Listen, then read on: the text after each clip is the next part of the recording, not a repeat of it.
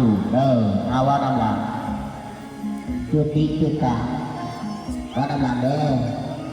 จุดนี้จุดกลางอรหันต์จุดนี้จุดนี้จุดกลางอรหันต์จุดนี้จุดนี้จุดกลางอรหันต์จุดนี้หมู่ขน้อยทั้งหลายที่เป็นลูกในหลานขอเมียนขาดสงสการก็ให้เป็นบาปเป็นกรรมจงเป็นอยู่ดีเถิดสุขเถิดเอาเข้าไปเลยปนมมือเด้อ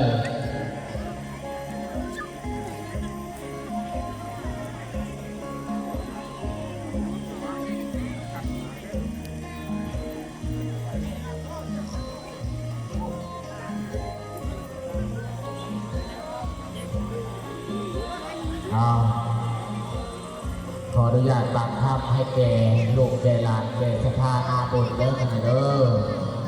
จงขึ้นสู่แดนสวรรค์ชั้นฟ้าเพราะว่าพระสงฆ์และก็ลูกหลานทุกคนก็ได้มาทรงถึงที่ถึงสถานแล้วก็ขอให้ไปเกิดดีถึงสุขเอากันได้เนาะเพราะว่า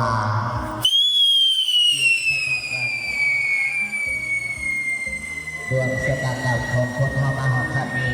มีความมีจากภาคกันจากที่ของทางครอบครัว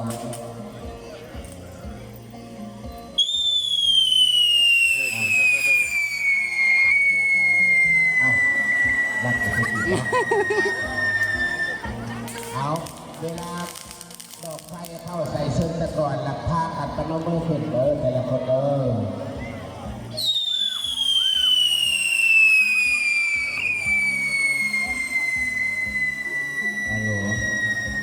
อยู่ทางในวัดพากันตีฟ้องตีกองเท้าเดินไปเด้อ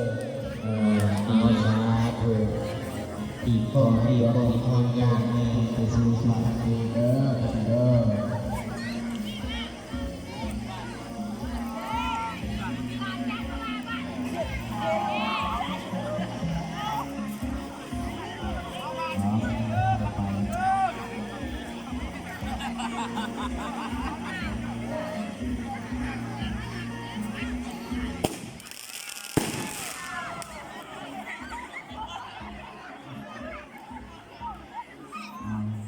เทียบกันเลยว้าว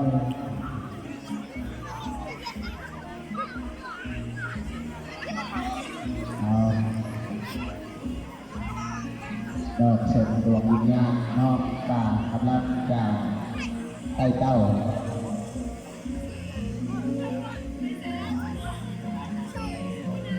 จะเป็นไรระบายไฟเข้าที่บริเวณบริเวณปลาไหลครับ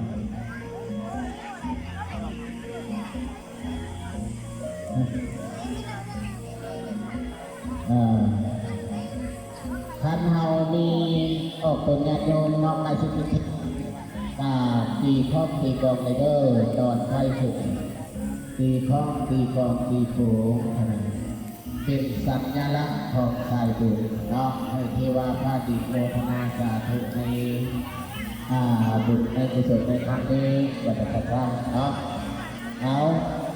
เชิดชูบูชาขึ้นไปแบบเป็นสัญลักษณ์เลยเด้อ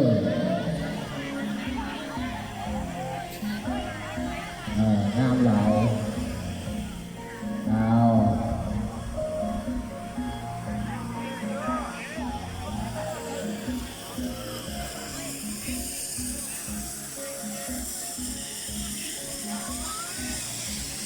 นี่จะบอกคนว่า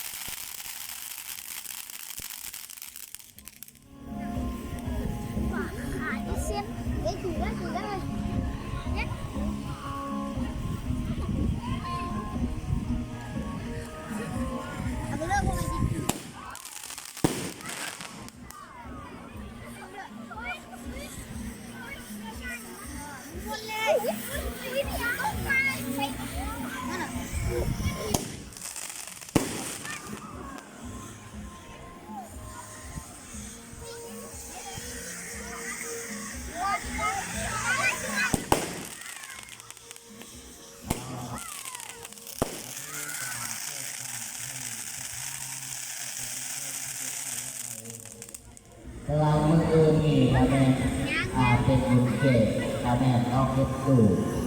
พระเดชพระคุณข้าพเจ้าทางนี้ผู้ใดมีเวลาจะมาหอบูธนานำเจ้าภาพนำ